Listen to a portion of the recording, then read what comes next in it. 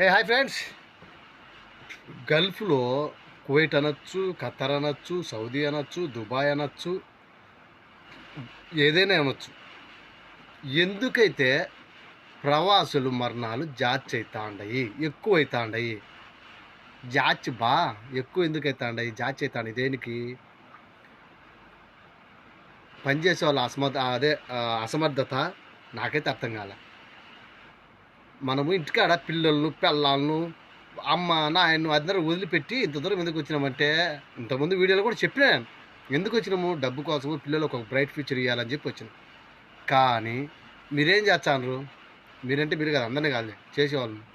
ఎందుకంటే ఈ మాట చెప్తాడా, నిన్న వహా ప్రాంతంలో ఒక ప్రవాసుడు వచ్చేసి రూమ్లో చెయ్యి కోసుకొని సత్య.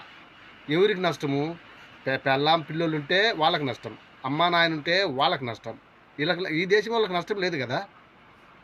ఏదైనా చావాల్సిన అవసరం లేదు. మీకు నచ్చలే వెళ్ళిపోవచ్చు ఇంటికి. ఇంటి దగ్గర నీకోసం అంటూ వెయిట్ చేస్తా అంటారు కదా. ఇంత దూరం నా మొగుడు పోయింది, ఇంత దూరం నా కొడుకు పోయింది, 10 రూపాయలు సంపాదించుకొచ్చాడు నా కొడుకు, అది 1000 కళ్ళతో ఎదురు చూస్తూ అంటారు కదా. ఎట్ట పోయింది అబ్బా వచ్చాడేమో అనేటి 1000 కళ్ళతో ఎదురు చూస్తూ అంటారు. కానీ మీ అసమర్థత మీ ప్రాణాలు ఎందుకు తీసుకుంటా అంటారు నాకైతే ఉంది. కొంచెం ఆలోచించండి. ప్రాణం తీసుకునేటప్పుడు గల్ఫ్లో ఒకసారి ఆలోచించండి.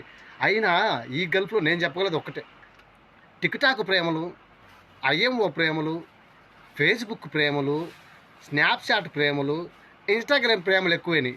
వీటి వల్ల ఏమైనా చేతులు కోసుకుంటారా, లేదంటే ఏమైనా చనిపోయిందా? ఉండే కదా చాలా మంది. ఇంతకుముందు ఒకసారి వీడియోలలో మేము క్లోరెక్స్ తాగుతా ఉన్నాము, వాళ్ళు నన్ను తిట్టి కొన్ని టిక్టాక్లో చూచాను. ఇటువంటి ప్రేమల్లో ఏమైనా చనిపోతారా? మీకు ఎక్కడ చూడాల్సింది ప్రేమ కాదు. నెలాపోతే జీతం వచ్చిందా లేదా, ఇంటికి పంపించినమా లేదా, పిల్లలు పెళ్ళాము అమ్మ నాయన కరెక్ట్ తిన్నారా లేదా, మిగలకుండా బాధలు వాళ్ళు కరెక్ట్ తినేసి హ్యాపీగా ఉండారా లేదా, ఇది గమనించాలా. సచ్చేది ఏంది? సత్య నువ్వేం సాధించు, నీ ప్రాణం పోయా ఆల్రెడీ సచ్చా. నువ్వు చేసినప్పుడు వాళ్ళ మీద నెంగుతుంది, నువ్వు చేసినప్పుడు వాళ్ళ మీద వేసేచ్చివి, నువ్వు చచ్చివి. లాభం ఏంది? ఒకసారి ఎన్నికెందుకు ఆలోచించకూడదు? ఆలోచించి నిర్ణయం తీసుకోవాలా. చావు నీకు దారి కాదు.